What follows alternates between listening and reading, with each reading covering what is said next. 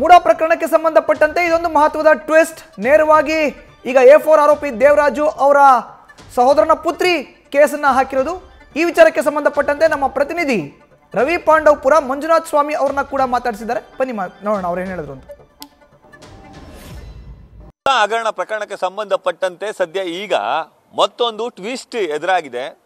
ಸಿದ್ದರಾಮಯ್ಯ ಅವರ ಪತ್ನಿ ತಮ್ಮ ಜಮೀನು ಅಂತೇಳಿ ಪರಿಹಾರವನ್ನ ಕೋರಿದಂತಹ ಭೂಮಿ ನಮಗೂ ಸೇರಬೇಕು ಅಂತೇಳಿ ಈಗ ದೇವರಾಜು ಅವರ ಸಹೋದರನ ಮಕ್ಕಳು ಈಗ ಕೋರ್ಟ್ನಲ್ಲಿದ್ದಾವೆ ನೋಡಿದ್ದಾರೆ. ನಮ್ಮ ಜೊತೆ ದೇವರಾಜು ಅವರ ಅಂದರೆ A4 ಆರೋಪಿಯಾಗಿರುವಂತಹ ಭೂಮಿಯನ್ನು ಮಾರಾಟ ಮಾಡಿರುವಂತಹ ದೇವರಾಜು ಅವರ ಸಹೋದರ ಮೈಲಾರಯ್ಯ ಅವರ ಪುತ್ರ ಮಂಜುನಾಥ್ ಸ್ವಾಮಿ ಅವರು ಇದ್ದಾರೆ. ನಾನು ಅವ್ರನ್ನ ಮಾತಾಡಿಸ್ತಾ ಹೋಗ್ತೀನಿ. ಸರ್, ಮಂಜುನಾಥ್ ಸ್ವಾಮಿ ಅವರೇ, ನಿಮಗೆ 3.16 ಎಕರೆ ಕೆಸರಲ್ಲಿರೋ ಜಮೀನು ಗೊತ್ತಿರಲಿಲ್ವಾ? ಗೊತ್ತಿತ್ತು. ಅದು ಯಾವತ್ತೂ ನಮ್ಮದೇ ಅಂತ ನಮ್ಗೆ ಗೊತ್ತಿತ್ತು. ಆದರೆ ನಾವು ಸಣ್ಣವರು.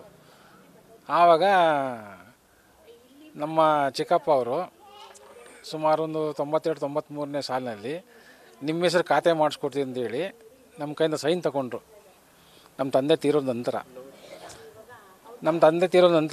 ನನ್ನ ಹತ್ರ ಮತ್ತು ತಾಯಿಂದ ಅವರು ಸೈನ್ ತಗೊಂಡ್ರು, ನಿಮ್ಮ ಹೆಸರು ಖಾತೆ ಮಾಡಿಸ್ಕೊಡ್ತೀನಿ ಅಂದ್ಬಿಟ್ಟು. ಅವ್ರೇನು ಮಾಡಿಸ್ಕೊಡ್ಲಿಲ್ಲ. ನಾವು 1 ವರ್ಷ 2 ವರ್ಷ ಕೇಳಿದ್ವಿ, ಸೈನ್ ತಗೊಂಡ್ರಲ್ಲ, ಏನು ನಮ್ಗೆ ಗೊತ್ತೇನಿಲ್ಲ ವಿಚಾರ, ನೀವು ನಮಗೆ ಮಾಡಿಕೊಡ್ಲಿಲ್ವಲ್ಲ, ಹಂಗೆ ಇಲ್ಲ ರೆಡಿ ಮಾಡಿಸ್ಕೊಡ್ತೀನಿ, ಸ್ವಲ್ಪ ಏನು ಕೆಲಸ ಇದೆ ಅದು ಇದು ಅಂತ ಅವರು ಸೊಬು ಬೆಳ್ಕೊಂಡು ಕಾಲ ಕಳ್ಕೊಬಂದರು. ಆನಂತರ ಅದು ನಾವು ಹೆಚ್ಚಿಗೆ ನಾವು ಅದ್ರ ಬಗ್ಗೆ ಇದು ಮಾಡಲಿಲ್ಲ. ಕೊನೆಗೆ ಅದು ಮಾರಾಟಕ್ಕೆ ದಾರಿ ಮಾಡಿಕೊಂಡ್ರು. ಅವರು ಅವ್ರ ಹೆಸರು ಖಾತೆ ಮಾಡಿಕೊಂಡು ಮಾರಾಟ ಮಾಡಿಬಿಟ್ರು.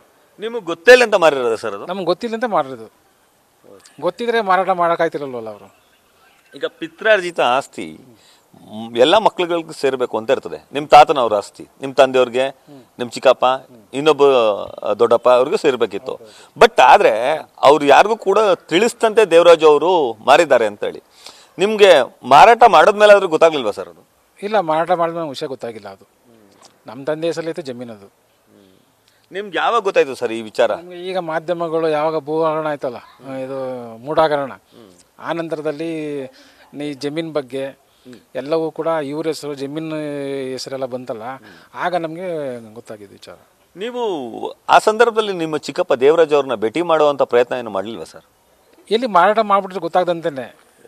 ಆವಾಗ ಯಾವಾಗ ಹಗರಣದ ಈಚೆ ಬಂತಲ್ಲ, ಈಗ ಅವ್ರಿಗೆ ಗೊತ್ತಾಯ್ತು. ಈಗ ಇನ್ನು ಮುಂದೆ ಏನಾಗಬೇಕು ನಮ್ಮ ಒಂದು ಪ್ರಯತ್ನ ಮಾಡೋದು ಸುಮ್ಮನಾದ್ವಿ ಸರ್. ಈಗ ಸಿದ್ದರಾಮಯ್ಯ ಅವ್ರ ಪತ್ನಿ ಅವ್ರ ಹೆಸರಲ್ಲಿ ಜಮೀನಿದೆ, 14 ಸೈಟ್ ಬೇರೆ ಕೊಟ್ಟಿದ್ರು, ವಾಪಸ್ ಕೊಟ್ಬಿಟ್ಟಿದ್ದಾರೆ, ನಮ್ಮದು ಭೂಮಿ ಅಂತ ಅವ್ರು ಅಂತಾರೆ ಸರ್. ಈಗ ಅವರು ಅನ್ಬೋದು ಜಮೀನು ಅಂತ ನಮ್ಮದು ಅಂತ. ಈಗ ನಮ್ಮದು ಅಂತ ನಾವು ಹೇಳ್ತಾ ಇದ್ದೀವಿ. ಈಗ ಅದಕ್ಕೆ ಮೂಲ ಕಾರಣ ನಮ್ಮ ಚಿಕ್ಕಪ್ಪನ ಮೇಲೆ ಕೇಸ್ ಹಾಕಿದ್ದೀವಿ. ಕೋರ್ಟು ಏನು ತೀರ್ಮಾನ ಕೊಡುತ್ತೆ ಕೊಡಲಿ. ಕೇಸ್ ಯಾವಾಗ ಹಾಕಿದ್ರಿ ಸರ್? ಈಗ ಒಂದು 3-4 ತಿಂಗಳಾಗಿದೆ. ಕೇಸ್ ಏನಂತ ಹೇಳ್ತಾರೆ ಸರ್? ಸ್ಟೇಟಸ್ ಏನಿದೆ? ಇನ್ನೂ ಬಂದಿಲ್ಲ. ಅದು ಸಮಸ್ಯೆ ಬರಬೇಕು ಎಲ್ರಿಗೂ. ನಾವು ಈರಂಗೆ ಅಟೆಂಡ್ ಮಾಡಬೇಕಾದ್ರೆ ಅದು ಇನ್ನೂ ನಮ್ಮ ಕೈ ತಲುಪಿಲ್ಲ. ಅದು ನಿಮ್ಮ ಚಿಕ್ಕಪ್ಪ ಮಾಡಿರೋ ಮೋಸಕ್ಕೆ ಏನಂತ ಹೇಳ್ತೀರಿ? ಅದು ಕೋರ್ಟು ಏನು ತೀರ್ಮಾನ ಕೊಡುತ್ತೆ ಕೊಡಲಿ. ಅಲ್ಲ, ಸ್ವಂತ ಅಣ್ಣನ ಮಕ್ಳುಗಳಿಗೆ ಈ ರೀತಿ ಹೌದು, ತಪ್ಪು ಮಾಡಿರೋದವರು. ಯಾವುದೇ ಒಂದು ಆಸ್ತಿನ ತಗೋಬೇಕಾದ್ರೆ ಒಂದು ಲೆಕ್ಕಾಚಾರವಾಗಿ ವ್ಯವಸ್ಥೆ ಮಾಡಬೇಕು. ಮೋಸ ಮಾಡಿ ಬದುಕೋದ್ರಿಂದ ಏನು ಪ್ರಯೋಜನ ಇಲ್ಲ. ಈಗ ಮಾರಾಟ ಏನೋ ಮಾಡಿದ್ರು ಸರ್ ನಿಮ್ಮ ಚಿಕ್ಕಪ್ಪ ಅವರಿಂದ. ಸಿದ್ದರಾಮಯ್ಯ ಅವ್ರ ಕುಟುಂಬದವರು ಅಂದರೆ ಅವ್ರು ಬಾಮೈದೆ ತಗೊಳ್ತಾರೆ ಆ ಭೂಮಿ.